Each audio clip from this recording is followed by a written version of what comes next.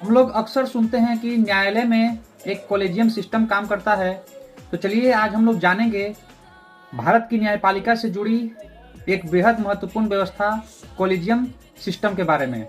यह वही सिस्टम है जिसके जरिए देश के उच्च न्यायालयों और सुप्रीम कोर्ट में जजों की नियुक्ति होती है। सबसे पहले हम लोग जानते हैं कि कॉलेजियम सिस्टम क्या है। तो कॉलेजियम सिस्टम वह व्यवस्था है जिसमें जजों की नियुक्ति और ट्रांसफर का फैसला जज खुद मिलकर करते हैं। यह सिस्टम खास तौर पर लागू होता है सुप्रीम कोर्ट ऑफ इंडिया में और हाई कोर्ट ऑफ इंडिया में। अब जानते हैं कि इस कॉलेजियम में कौन कौन होते हैं।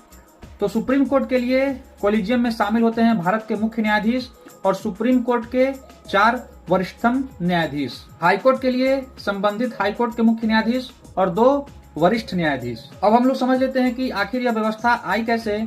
तो दोस्तों, संविधान में कॉलेजियम शब्द तो कहीं लिखा नहीं है, लेकिन यह व्यवस्था बनी सुप्रीम कोर्ट के फैसलों से, जिसमें फर्स्ट जजेस केस था 1981 में, सेकंड जजेस केस था 1993 में और थर्ड जजेस केस था 1998 में।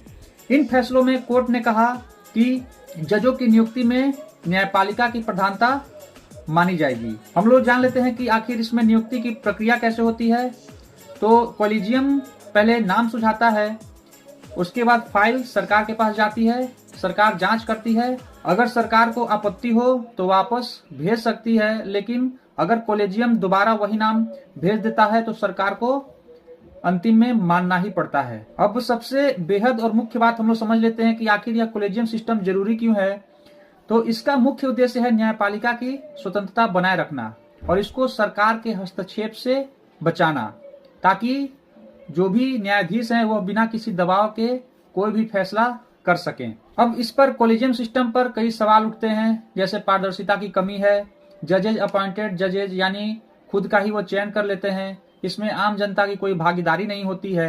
अगर हम लोग समझें तो कॉलेजियम सिस्टम भारत के लोकतंत्र का एक अहम हिस्सा है, जहां संतुलन बनाना सबसे बड़ी चुनौती है, ताकि स्वतंत्रता भी रहे और जवाबदेही भी। इसीलिए मैं आग्रह करूंगा कि कॉलेजियम सिस्टम पर उंगली उठाना बंद करें, क्योंकि इसके तहत ऐसी कोई व्यवस्था नहीं है कि एक ही वर्ग का न्यायाधीश हमेशा चुना जाएगा।